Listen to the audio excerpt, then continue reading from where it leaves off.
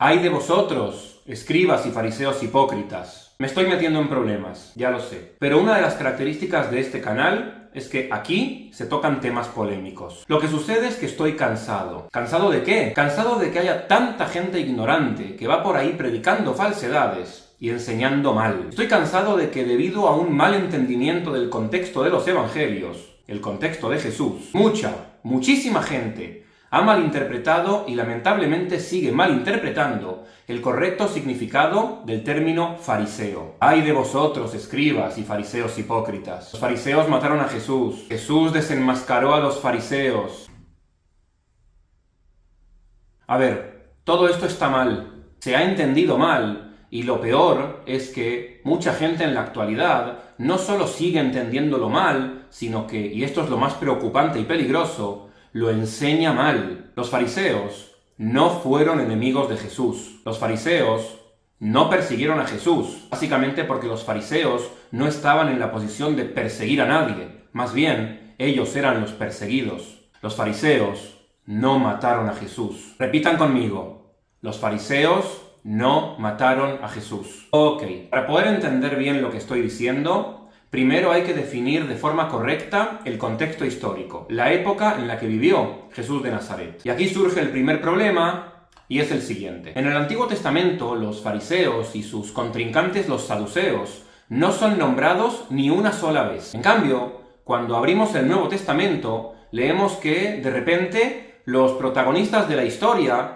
son los fariseos y los saduceos, que interactúan todo el tiempo con Jesús de Nazaret. ¿Qué es lo que sucede? Para poder entender la repentina aparición de los fariseos y los saduceos en el Nuevo Testamento, tenemos que hacer un zoom in del periodo intertestamentario, es decir, el periodo histórico que tuvo lugar entre la culminación del Antiguo Testamento y el inicio del Nuevo Testamento. Estoy hablando de los siglos 3, 2 y 1 antes de Cristo. Es un periodo de cambios constantes en la tierra de Israel. Llegan los griegos, después llegan los romanos y propician el surgimiento de diversos movimientos judíos de carácter político, social y religioso. En este periodo surgen, por ejemplo, las primeras sinagogas, que en un principio eran casas de estudio y de interpretación de la Torá, y más adelante se transforman también en casas de oración. Es en este mismo periodo cuando los sacerdotes del templo se vuelven corruptos, comienzan a monopolizar el templo, a atesorar riquezas y a organizarse en torno a una secta elitista y aristocrática dentro de Jerusalén. En las sinagogas, sobre todo en las sinagogas rurales de la periferia, como por ejemplo en la región de Galilea, la lectura semanal de la Torá abre la puerta a la aparición de nuevas interpretaciones. Estas nuevas lecturas de la Torá requieren de un maestro que las enseñe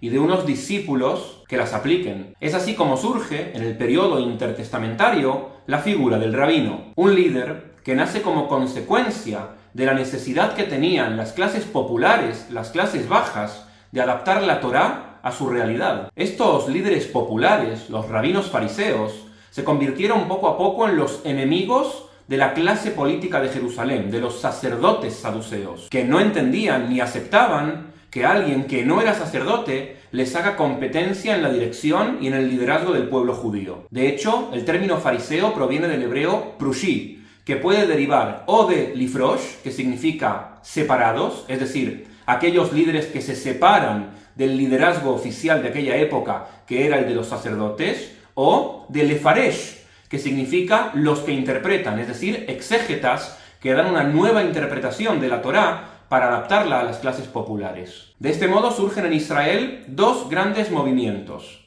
los fariseos y los saduceos. Los fariseos son los que crearon la figura del rabino, y los saduceos son los que se concentran en torno al templo de Jerusalén, enfatizando el liderazgo del sacerdote del templo. Por eso, cuando hablamos de fariseos, hay que hablar de rabinos fariseos, y cuando hablamos de saduceos, lo correcto es hablar de sacerdotes saduceos. Rabinos fariseos, sacerdotes saduceos. Y es importantísimo no confundir ambos liderazgos, porque confundir ambos liderazgos puede conllevar una malísima, errónea, peligrosa interpretación de las Escrituras del Nuevo Testamento. Para resumir diferencias, los saduceos eran los miembros de las clases altas de Jerusalén, los elitistas, los sacerdotes del templo, la aristocracia jerosolimitana. No tenían apoyo popular, eran elitistas. No interpretaban la Torá, consideraban que la Torá no requería de interpretación. No creían en la Torá oral y por tanto rechazaban las tradiciones de los fariseos, es decir, sus interpretaciones. No creían en la resurrección de los muertos. No creían en la necesidad de un Mesías y por tanto no esperaban la llegada de un Mesías. Y en términos políticos o sociales, controlaban el templo de Jerusalén hasta el punto de monopolizarlo a su antojo. Los fariseos, en cambio, eran miembros de las clases bajas. Eran campesinos, agricultores, pescadores, carpinteros. Como eran miembros de las clases bajas, tenían el apoyo popular, la gente los seguía. Ellos crearon la figura del rabí, del rabino, un maestro, un sabio fariseo surgido de entre la población rural que interpretaba la Torá y tenía discípulos. Creían en la Torá oral y aplicaban también sus enseñanzas. Creían en la resurrección de los muertos. Creían en la llegada del Mesías. Y pensaban que los sacerdotes, que se habían constituido en este grupo llamado el grupo de los saduceos, eran corruptos. En este sentido podríamos decir que los saduceos eran un grupo muy conservador. No aceptaba cambios en la Torá, mientras que los fariseos eran más liberales y progresistas. Adaptaban la Torá a la nueva realidad y también desarrollaban nuevas leyes con las herramientas que extraían de la Torá oral. Las diferencias prácticas entre fariseos y saduceos pueden resumirse en 4 puntos principales. El primero es el asunto del Shabbat. Los saduceos prohibían profanar el Shabbat a toda costa. En cambio, los fariseos permitían su profanación en caso de que una vida corra peligro por causas de fuerza mayor, algo que en el judaísmo se llama pikuach nefesh. En ese caso, los fariseos autorizaban a profanar el Shabbat, porque la vida de una persona está por encima del Shabbat. El segundo tema es el del baño ritual.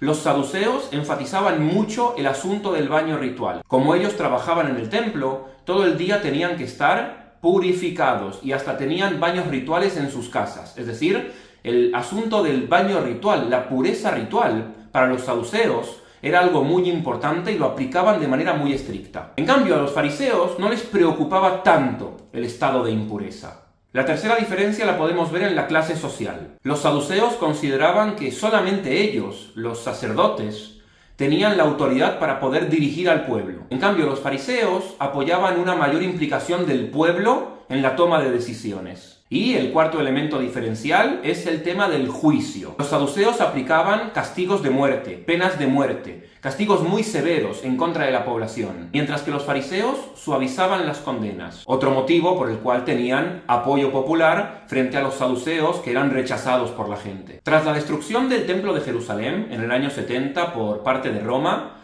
los saduceos desaparecieron y el liderazgo automáticamente pasó a manos de los fariseos, que escribieron unos años después la Mishnah y el Talmud, y de este modo crearon la base de lo que hoy en día conocemos como el judaísmo rabínico. Ahora, habiendo entendido esto, respondan por favor la siguiente pregunta. ¿A qué grupo de los dos expuestos aquí se parece más Jesús de Nazaret? ¿A los fariseos? ¿A los saduceos? ¿En cuál de estos grupos encaja mejor? ¿Hace falta que lo diga yo o está claro? Pero por si acaso, por si ha llegado hasta aquí algún escéptico y ahora mismo se está rasgando las vestiduras ante mis palabras, voy a dar algunos ejemplos más. Por cierto, rasgarse las vestiduras es una costumbre muy farisea. Quiero mostrar cómo gran parte del pensamiento de Jesús está basado en el pensamiento fariseo. Cómo muchas de sus enseñanzas en el Evangelio aparecen también en las fuentes fariseas, rabínicas, de la Mishnah y el Talmud. Por ejemplo, leemos en Mateo capítulo 6, versículo 3. Tú, en cambio, cuando des limosna, que no sepa tu mano izquierda lo que hace tu mano derecha. Así tu limosna quedará en secreto, y tu Padre, que ve en lo secreto, te compensará. Esto se parece mucho a una frase del Talmud que dice: el que da limosna en secreto es mayor que el propio Moisés. Mateo, capítulo 7, versículo 1. No juzguéis para que no seáis juzgados, porque seréis juzgados como juzguéis vosotros, y la medida que uséis la usarán contra vosotros. Esto se parece mucho a una frase de la Mishnah que dice: uno es juzgado con la misma medida con la que juzga a los demás. Marcos capítulo 2, versículo 27. El sábado se hizo para el hombre y no el hombre para el sábado. Interesante. Esto me suena. Claro que me suena porque es una frase del Talmud. El Shabbat fue entregado para vosotros y no vosotros para el Shabbat. Lucas capítulo 10, versículo 2. Y les decía: El trabajo es abundante y los obreros son pocos. Esto también me suena.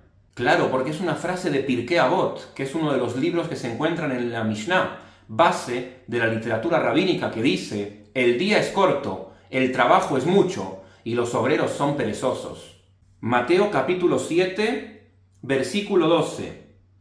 Todo lo que deseáis que los demás hagan con vosotros, hacedlo vosotros con ellos, pues esta es la ley y los profetas. La regla de oro de Hillel, uno de los principales rabinos de la Mishnah y el Talmud: no le hagas a tu prójimo lo que no te gustaría que te hagan a ti mismo. Hay muchos ejemplos, pero me parece que ya ha quedado claro. Muchas de las enseñanzas de Jesús son parte del pensamiento rabínico de su época. Jesús es parte del contexto de pensamiento rabínico fariseo de su época. Y por eso, muchas de sus enseñanzas en el Nuevo Testamento coinciden con muchas de las enseñanzas de los rabinos en la Mishnah y el Talmud. Así que, por favor, dejemos de utilizar el término fariseo como insulto. Dejemos de malinterpretar el contexto de Jesús. Los fariseos no fueron los enemigos de Jesús. Los enemigos de Jesús fueron los sacerdotes saduceos del templo de Jerusalén.